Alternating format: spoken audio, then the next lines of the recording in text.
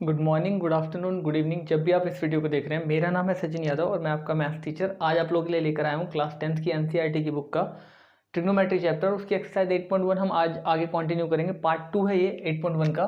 Part 1 में मैंने आपको क्वेश्चन नंबर 5th तक करा दिया था स्टूडेंट, तो आज फिलहाल हम 8.2 भी ट्राई करेंगे और साथ में 8.1 का सेकंड पार्ट तो हम कर ही रहे हैं, जिसमें हम क्वेश्चन नंबर 7 से स्टार्ट कर रहे हैं। और 26 अक्टूबर 2020 को ये वीडियो मैं आपके लिए रिकॉर्ड कर रहा हूँ। फिलहाल आप लोगों के लिए क्वेश्चन 7 का फर्स्ट पार्ट मैं आपके लिए लेकर आया हूँ यहाँ पर, और आप इसको अच्छी तरीके से देखिए। काफ़ी इंपॉर्टेंट और अच्छा क्वेश्चन है।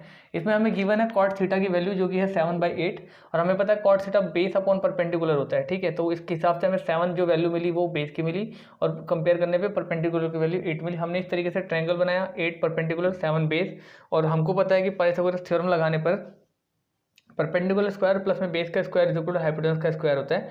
और हाइपोटेनस की वैल्यू निकालने के लिए अंडर रूट में इधर आके अंडर रूट बना देगा वो दोनों, 8 का स्क्वायर परपेंडिकुलर की वैल्यू और बेस का स्क्वायर 7 की वैल्यू स्क्वायर करके हमने निकाला, तो हाइपोटेनस की वैल्यू अंडर रूट में 113 निकली। अब क्वेश्चन ये पुट होता है कि हमने निकाला क्यों, क्योंकि हमें वैल्यू निकालनी थी इस पूरे इक्वेशन की। अगर आप बुक में देखो तो इस इक्वेशन की वैल्यू निकालनी है, पूरे होल इक्वेशन की, और इसके लिए हमें साइन थीटा और कॉस थीटा की वैल्यू चाहिए थी, तो वो हमने वहाँ से निकाली है। साइन थीटा की वैल्यू 8/√13 आ जाएगी, क्योंकि यहाँ से परपेंडिकुलर की वैल्यू 8 है। साइन थीटा आपको पता है परपेंडिकुलर अपॉन हाइपोटेनस होता है, तो परपेंडिकुलर 8 आ गया।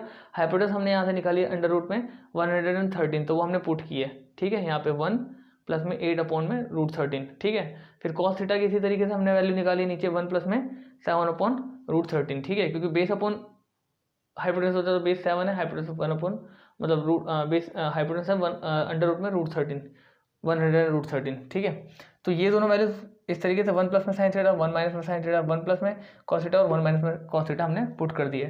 और आपको पता है ये कुछ ऐसा दिख रहा है, चाहे आप यहाँ से कन्वर्ट कर लें 1 plus sine theta 1 minus sine theta, या फिर आप इसको यहाँ पे कर लें a प्लस में b a माइनस में b। तो a प्लस में b a माइनस में b जो फॉर्मूला होता है वो किसका होता है, a² माइनस b² का।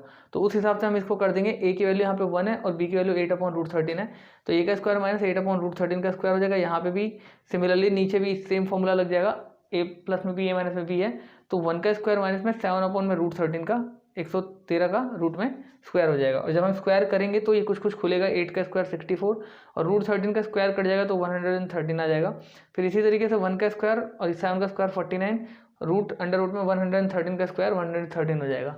करना कुछ नहीं है, 113 1 जा 113 हो जाएगा, माइनस 64 करेंगे तो यहाँ 49 बचेगा। यहाँ पर भी इसी तरीके से होगा, 49 माइनस करने पे 64 बचेगा, तो ये 49/64 इसकी वैल्यू आ जाएगी। हमें इस पूरे इक्वेशन की वैल्यू निकालनी थी। मैं बार बार बोल रहा हूँ, हमने कुछ नहीं किया, हमने बस परपेंडिकुलर अपॉन हाइपोटेनस और बेस अपॉन हाइपोटेनस करके साइन थीटा और कॉस थीटा की वैल्यू निकाल दी है, और उसके बेसिस पे इक्वेशन में रख दिया। रखने पे जो फॉर्मूला बन रहा है वो फॉर्मूला लगाया a² माइनस b² का, जो कि a प्लस में b a माइनस b के बराबर होता है, और रखने के बाद सारी इक्वेशन को सॉल्व किया और वैल्यू 49/64 आ गई। यही हमें करना था, यही हमें निकालना था। तो वीडियो को पॉज करके नोट डाउन कर लीजिए, और मैं इसके बाद आपको इसका सेकंड पार्ट करा के दिखाता हूँ। कुछ चीज़ें आपको और क्लियर हो जाएंगी।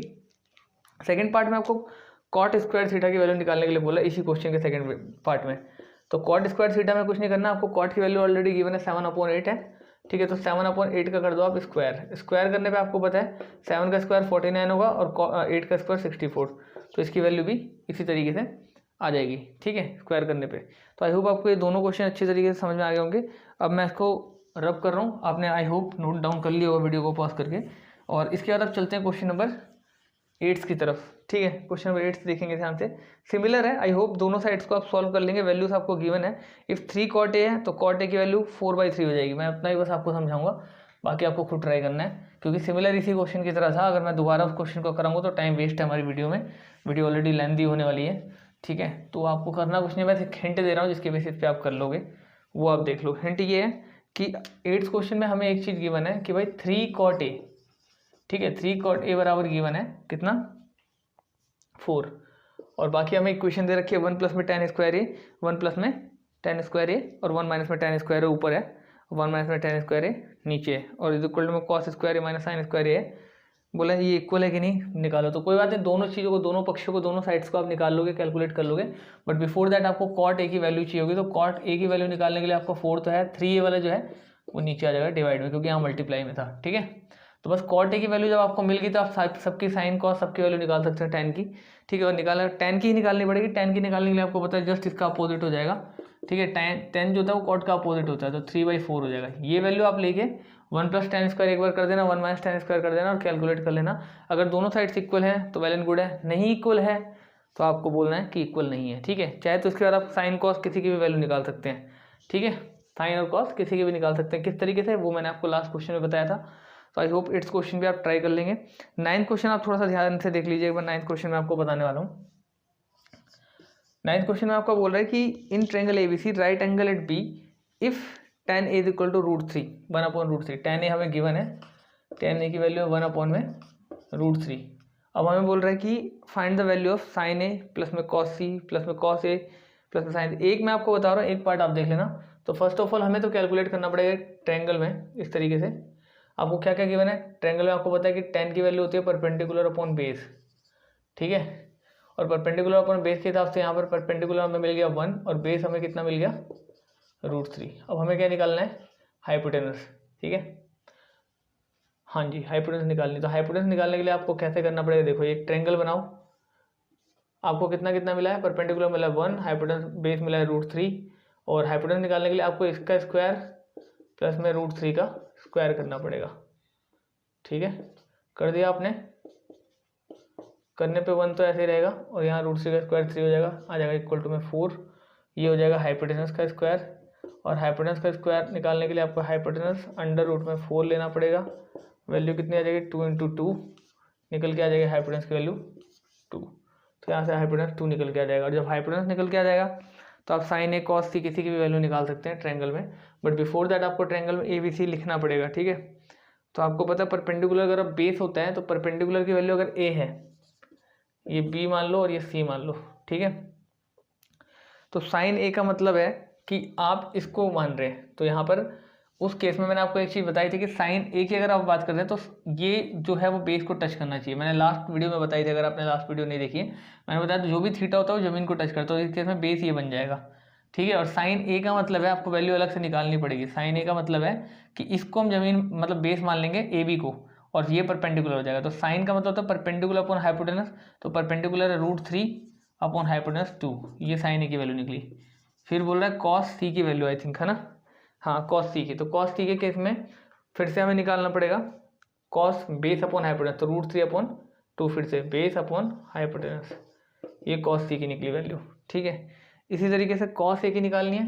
cos है बेस अपॉन बेस है हमारा 1 अपॉन हाइपोटेनस 1/2 cos A की वैल्यू।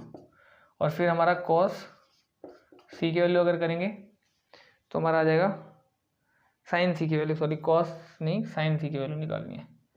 तो साइन C की वैल्यू अगर आप निकालते हैं तो साइन C की वैल्यू निकालने के लिए आपको फिर से परपेंडिकुलर अपॉन हाइपोटेनस, ठीक है।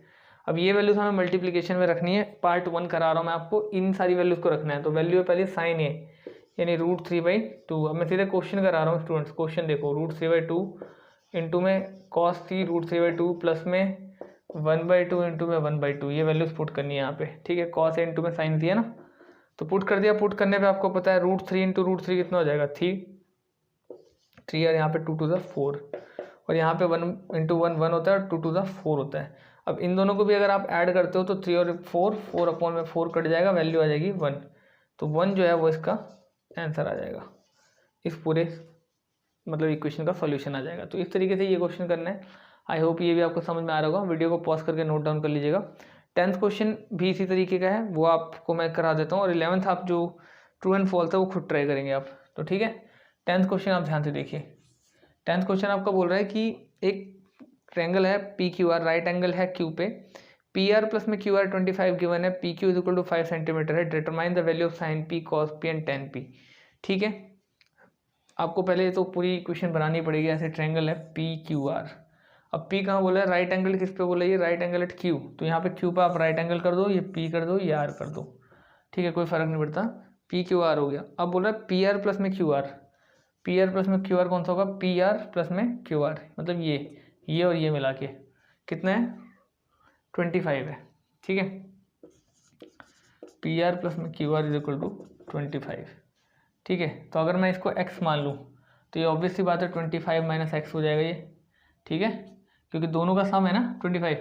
तो इन दोनों को ऐड करने पे 25 आता है, तो 25 में से x माइनस करने पे ये वाला आ जाएगा, ठीक है। अब बोल रहा है कि determine the value of sine P cos P and tan P, PQ 5 centimetre, PQ ये वाला है, ठीक है। तो करना कुछ नहीं, इन दोनों का स्क्वायर कर लेना। इसमें ए माइनस बी का होल स्क्वायर का फॉर्मूला लग जाएगा, ए स्क्वायर प्लस में 5 का square is equal to 25 minus X का होल स्क्वायर। हाइपोटेनस है ना, हाइपोटेनस का स्क्वायर होता है ए परपेंडिकुलर स्क्वायर प्लस में बेस का स्क्वायर।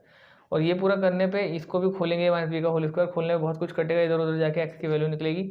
जो वैल्यू निकलेगी उसके बेसिस पे आप tan a cot p सबकी वैल्यू, जिसकी भी tan p cot p जिसकी वैल्यू निकालने के लिए बोल रहा है आप निकाल सकते हैं, perpendicular upon hypotenuse, base upon hypotenuse और परपेंडिकुलर अपॉन बेस, जो कि tan का फॉर्मूला होता है लगा के। क्योंकि आपको पता है साइन क्या होता है, साइन अगर p की बात करेंगे तो परपेंडिकुलर अपॉन हाइपोटेनस होगा, कॉस इसी तरीके से क्या होता है, बेस अपॉन हाइपोटेनस होता है, और tan क्या होता है, परपेंडिकुलर अपॉन बेस होता है, ये tan होता है।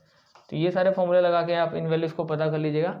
और till then take care, have a good day. I hope videos को नोट डाउन कर लेंगे आप पॉज करके, और जितने भी एग्जांपल्स उनको सभी को ट्राई कीजिएगा, क्वेश्चन सभी ट्राई कीजिएगा। कोई डाउट्स आते हैं तो प्लीज़ मेरे से लाइव क्लासेस में जरूर पूछिए, और लाइव क्लासेस में जरूर आइए, अटेंडेंस जरूर दीजिए, क्योंकि अब से जो लाइव क्लासेस में नहीं आएगा स्टूडेंट्स, उनको एग्जामिनेशन में तो नहीं बैठने दिया जाएगा, साथ में उनके होमवर्क जो आते हैं वो भी सबमिशन नहीं होगा। तो मिलते हैं नेक्स्ट वीडियो में, till then take care, have a good day, bye.